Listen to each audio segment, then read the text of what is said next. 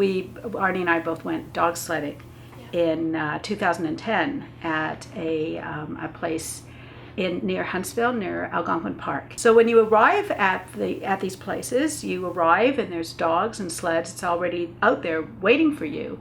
You don't see where the dogs live, and so we went back to the place where the dogs are kept, and we were both shocked at what we saw in front of us. When I saw these 200, 300 dogs, they were in a field. They were all on chains. It was getting to be spring, so it was muddy, and you saw their excrement and urine everywhere. They looked thin, and they were running around in circles. And I was just, oh my God, like what did we just do? And so I said to my husband, we have to take a dog home. We have to make up for this. We have to make up for what we did. I said to one of the mushers, I said, how long do these dogs run a sled? And he said, well, we usually run them till they're 9 or 10.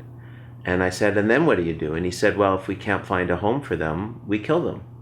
And I said, how old is this guy? He was a beautiful, beautiful husky. And he said, he's probably 9, maybe 10. So I said, we'll take him. And we put him in the back seat of our car. We didn't think about doing a documentary on this until Whistler. And when it happened in Whistler, and your premier came out and said, well, this is an anomaly and this doesn't happen, I questioned whether that was true or not, because that certainly wasn't my experience. Right.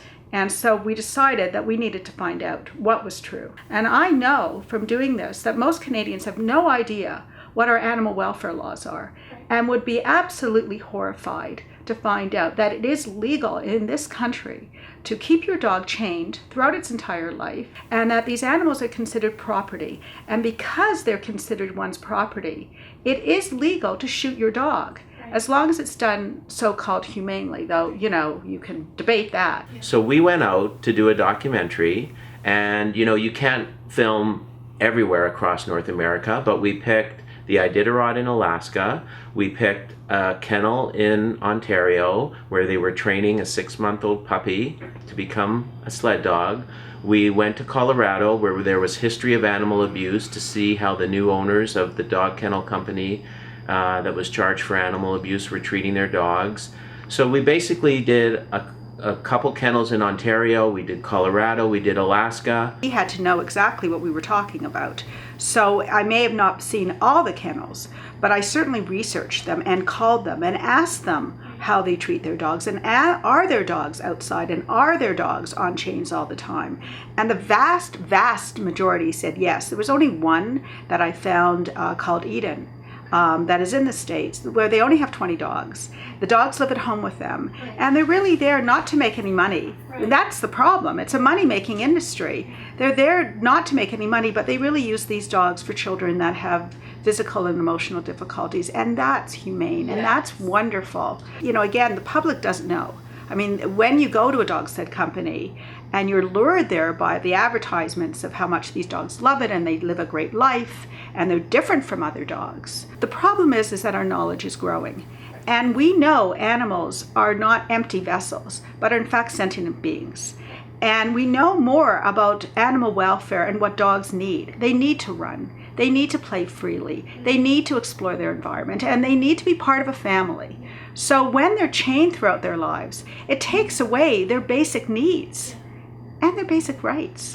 Yeah, so I think you'll see in the documentary, for example, our rookie musher who does this 1,000-mile race in Alaska for the Iditarod. I truly believe he loves his dogs. He really cares about his dogs, cares about how they are, and he loves them. But what happens is you kind of get swept away with the excitement and the magic of this competition, and you put your needs ahead of your animal's needs. And we did it too. When we went dog sledding, which is how this all started, we loved it and said, we're coming back every year. We didn't really think about what's happening to the dogs when they're not pulling the sled. We have to think about the animals. Like, this is an important issue, and to me it's about education. I think what this documentary does, and hopefully what it will do, is educate a wide public audience to see what happens to dogs when they're not pulling that sled. This is not a film for the mushing community. It's not a film for animal rights groups. For me, it's a film for a general wide audience to get behind the scenes and make up their own mind. While I was making this film, I certainly learned a lot about mushing. I learned a lot about animal welfare. But what I learned the most about was about me. And I'm hoping that the public, while they're watching this film, will learn about themselves too. Our next feature documentary is entitled The Palm Effect. And it's a story about what's happening specifically in Indonesia, in the rainforests, and how rainforests are being destroyed to service the palm oil industry, and what that's doing to the indigenous animals of the rainforest in Indonesia, and specifically the orangutans.